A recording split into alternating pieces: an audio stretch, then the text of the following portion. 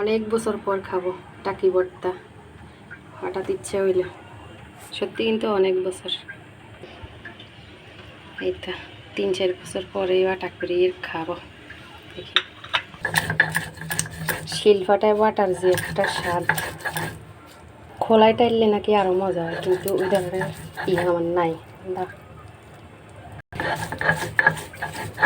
খোলাইটা কাটলে আরো মজা হয়।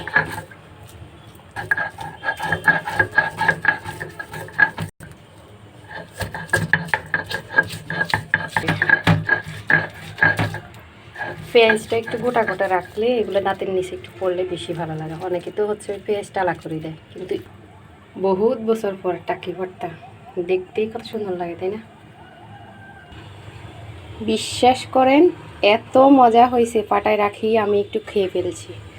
বহুত বছর পর কিন্তু টাকি ভর্তা খাইতেছি নিজ হাতে বাটা করে, বহুত বছর পর। দেখেন কত লোভনীয়, তাই না?